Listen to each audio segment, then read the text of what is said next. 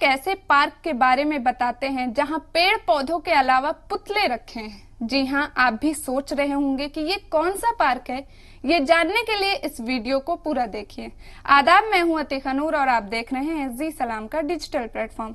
Japan का statue park दुनिया भर में अमन की मिसाल माना जाता है। यहाँ आप असल नेचर को महसूस कर सकते हैं और शांति से वक्त बिता सकते हैं। लेकिन एक पार्क जापान में ऐसा भी है जहाँ पेड़ पौधों के अलावा इतने सारे पुतले रखे हैं कि आपको भी लगने लगेगा जैसे वो आपको ही घूर रहे हों। ये पार्क जापान के टोयामा में है।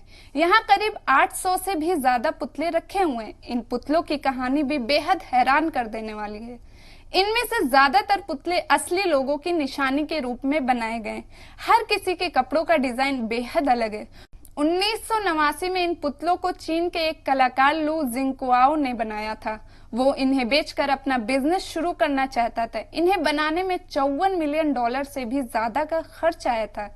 लेकिन इन पुतलों को बनाने के कुछ समय बाद ही इस चीनी कलाकार लू जिंगकुआओ की मौत हो गई, जिसके बाद इन सब का ध्यान रखने वाला कोई नहीं था।